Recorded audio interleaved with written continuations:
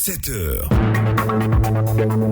Excellente et fructueuse semaine sur Radio Côte d'Ivoire et merci d'écouter nos programmes à Diaké, à Kounoubé et Tioboué sur les 95.5 MHz.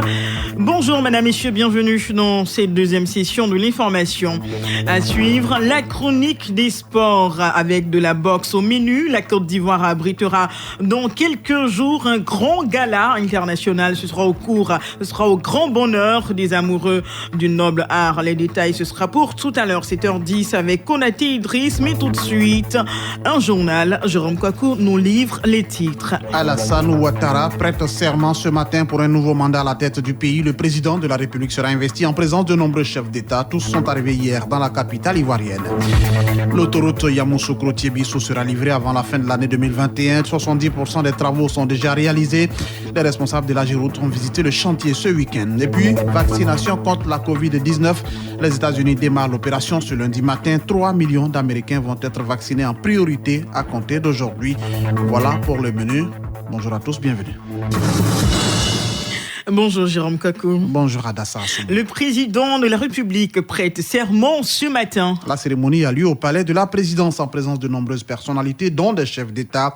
Le président congolais Denis Sassou Nguesso, l'ancien président nigérien Goodluck Jonathan, les présidents du Burkina Faso, du Gabon et de la Guinée-Bissau sont arrivés hier soir à Abidjan. Les chefs d'État du Ghana et de la Mauritanie sont également à Abidjan, tout comme l'ancien président français Nicolas Sarkozy qui est arrivé dans la nuit d'hier dans la capitale ivoirienne. Tous ont été accueillis à leur arrivée par le président Alassane Ouattara, cérémonie d'investiture que vous pourrez bien sûr suivre en direct sur l'antenne de Radio Côte d'Ivoire. Ce sera à partir de 10h. Le Sénat adopte 2 autres budgets. D'abord, celui du ministère de la Santé et de l'Hygiène publique qui s'élève à plus de 415 milliards de francs CFA pour l'année 2021. Ce budget soumis par le ministre Aka Awele a été adopté à l'unanimité des sénateurs membres de la Commission des affaires économiques et financières. Un budget qui va aider à renforcer le système sanitaire ivoirien. Budget également validé pour le ministère de la Solidarité et de la Cohésion sociale. Un budget qui s'élève, lui, à plus de 34 milliards de nos francs. Maria Toukone revient sur les priorités de son ministère en 2021. Le socle de notre ministère, c'est la cohésion sociale. Donc, le vote du budget nous permet de continuer nos actions de minimisation des frustrations à travers plusieurs activités dans plusieurs domaines, notamment en privilégiant les activités qui privilégient le dialogue, les activités de renforcement de la solidarité, les activités de développement du civisme, les activités qui permettent à tous les Ivoiriens d'être rassemblés, d'être en paix. Donc nous devons faire en sorte qu'avec ce budget, chaque Ivoirien puisse s'investir dans la paix, chaque Ivoirien puisse donner une chance à la paix afin que nous puissions continuer la belle performance économique que nous avons dans l'amélioration des conditions de vie de nos citoyens, mais également pour un développement durable. Maria Toukone, ministre de la Solidarité et de la Cohésion sociale. Les travaux de l'autoroute Yamoussoukro-Tiébissou avancent bien, n'est-ce pas Jérôme? Oui, et ces travaux seront livrés avant la fin de l'année 2021. Le taux d'exécution actuel des travaux est de 70%. Une délégation de la Géroute a visité le chantier pour constater l'état d'avancement. À Yamoussoukro, le conseil d'administration a également fait le bilan des activités et fixé les priorités pour 2021. Écoutons Demba Ngou Pierre, il est le directeur général de la Géroute. En 2021, nous allons relancer tous nos chantiers. En même temps, nous devons donc aller très vite pour couvrir l'ensemble du territoire, mais surtout donner les opportunités de créer des richesses dans toutes les régions. Le programme d'entretien routier va s'intensifier avec un programme orienté vers les zones de production. Pour cela, nous avons conçu le programme de mobilité en milieu rural. C'est un programme important qui viendrait donc compléter le programme d'entretien routier d'environ 700 milliards. Et nous allons très prochainement lancer donc la table ronde des bailleurs de fonds pour nous faire accompagner dans ce programme. Au-delà de ce programme, c'est un programme sur la mobilité et la connectivité dans tout le pays que nous allons lancer. C'est un programme qui va s'étendre sur 5 ans d'environ 6000 km pour non seulement réhabiliter les routes qui existent, mais surtout créer de nouvelles routes pour que entre les départements, entre eux, mais également entre les départements et les régions, nous ayons des routes bitumées. C'est comme ça qu'un pays moderne se construit, une économie dynamique se comporte. Parlons à présent de l'inauguration d'un bâtiment de 3 classes à l'EPP à Mouriakro. Oui, c'est une œuvre de la coopérative des producteurs agricoles du Benkadi qui soulage ainsi la communauté éducative de Mouriakro. Nous sommes dans le département d'Anyimbilekro, un nouveau bâtiment, vous l'avez dit, de 3 classes avec bureau offert aux élèves. Ils pourront ainsi étudier dans de meilleures conditions. Retrouvons Richard Dibi Abonois. 45 millions de francs CFA, voici la bagatelle décaissée par les premiers responsables de la société coopérative Copa Benkadi d'Amoriakro pour construire ce bâtiment de 3 classes plus un bureau, véritable ouf de soulagement pour tous les pensionnaires de l'école. Amon Kofi Mathieu, directeur de l'EPP à Moriakro 1. Fini le temps de double vacation. Fini le temps où lorsque le ciel s'assombrissait, nous étions inquiets dans les classes. La panique quand il pleuvait. C'est pourquoi les élèves et les enseignants, encore par ma voix, dis grand merci à la coopérative Benkadi pour avoir mis fin à nos calvaires. Les 318 élèves de l'EPP à Moriakro sont sortis pour savourer leur joie. Ils vont devoir prendre désormais le savoir dans de bonnes conditions, et ce, en présence du Conseil du Café Cacao qui s'engage à apporter son soutien à de telles initiatives. Elo Kwasi Evaris, délégué régional du Conseil Café Cacao de l'Indénié du Ablin. Au Conseil du Café Cacao, nous serons toujours présents là où on parle du bien-être du producteur, du bien-être des enfants des producteurs. La place de l'enfant, c'est à l'école. Et Copa Benkadi l'a si bien compris. L'administration n'a pas dérogé à la règle. Elle était bel et bien présente pour saluer ce geste qui concourt à soutenir l'État dans sa politique de valorisation de l'école.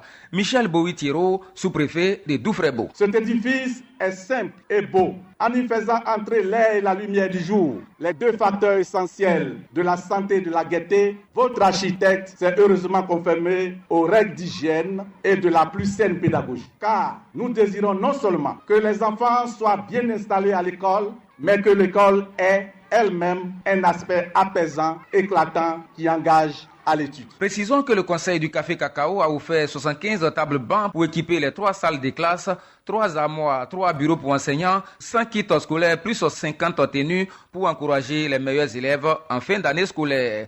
Richard Dibi Abonnois, Doufrebo, Radio Côte d'Ivoire. Et quittons l'Est pour le nord du pays. Prévention des conflits et scolarisation obligatoire des enfants. Une ONG sensibilise les éleveurs et agriculteurs du Tchologo. Il s'agit de l'ONG ADEC, Action pour la défense des droits des éleveurs et des agriculteurs en Côte d'Ivoire. La correspondance est signée Siekwasi. Du fait de sa situation géographique avec le Mali et le Burkina Faso, le Tchologo fait partie des régions les plus appréciées par les transhumants en quête de pâturage. L'une des graves conséquences de ce phénomène, c'est les dégâts de culture. On parle de conflits éleveurs-agriculteurs avec effet immédiat sur le vivre ensemble dans la région. En organisant cette rencontre à Ferkessédougou, le président de l'ADEC, Action pour les droits des éleveurs et agriculteurs de Côte d'Ivoire, veut simplement préserver la cohésion sociale dans cette région frontalière quelquefois victime de menaces terroristes. Écoutons Neoula Sinassiele. Dans la région de Tchologo, on n'a pas dit qu'il y a un problème. Mais les éleveurs et les agriculteurs, il faut toujours la sensibilisation entre eux. Il faut toujours les écouter pour une réconciliation dans la région de Tchologo. La région du Tchologo connaît également le phénomène des enfants mendiants dits talibés. Le sujet était également sur la table de discussion. Diallo Aïcha rêve d'une Côte d'Ivoire où aucun enfant n'échappe au système éducatif. Nos parents sont ignorants, ils ne savent pas l'importance de la scolarisation. L'enfant doit aller chasser les bœufs,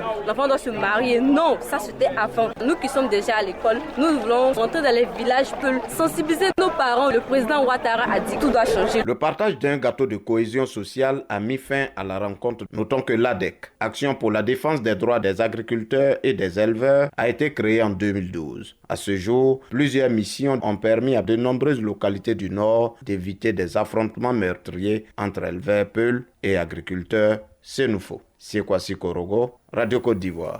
7h09, vous écoutez le journal sur Radio Côte d'Ivoire. Dakoupleu a enfin son infirmier d'État. Oui, Dakoupleu, village situé dans la sous-préfecture de Logoualé. Avoir un infirmier, c'était le vœu des populations lors de l'inauguration du centre de santé du village il y a de cela quelques mois. C'est donc un ouf de soulagement pour le chef du village de Dakoupleu, Oulaï Koumi Élysée. Aujourd'hui, notre centre est opérationnel. Je remercie le gouvernement de la Côte d'Ivoire et son président Alassane Ouattara. C'est grâce à eux qu'aujourd'hui, on a eu un infirmier diplômé d'État. Ça nous rassure. On sait qu'on ne peut pas se déplacer la nuit pour prendre des brouettes pour aller dans les villages voisins. Vraiment, je remercie le président et ses collaborateurs. Dans l'actualité hors de nos frontières, vaccination contre la Covid-19, les États-Unis démarrent aujourd'hui. Les premiers lots de vaccins, en effet, les vaccins Pfizer et BioNTech contre la Covid-19 arrivent ce matin même dans les centres de vaccination des États-Unis pour commencer immédiatement à être administrés aux Américains. Cette première phase concerne environ 3 millions de personnes. Les centres de prévention et de lutte contre les maladies ont recommandé que les pensionnaires des maisons de retraite et les professionnels du secteur de la santé soient prioritaires. La plupart des États devraient suivre ces recommandations. Les États-Unis sont de loin le pays le plus endeuillé au monde par la pandémie avec 295 000 morts et plus de 15 millions de cas confirmés.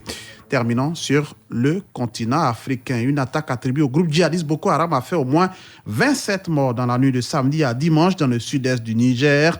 Près de la frontière nigériane, ce massacre est survenu le jour des élections municipales et régionales dans le pays. Point final de ce 7h. On vous rappelle que le président Alassane Ouattara prête serment ce matin même pour un nouveau mandat à la tête du pays. Le chef de l'État sera investi en présence de nombreux présidents. Tous sont arrivés hier dans la capitale ivoirienne. Cérémonie que vous pourrez suivre en direct sur notre antenne.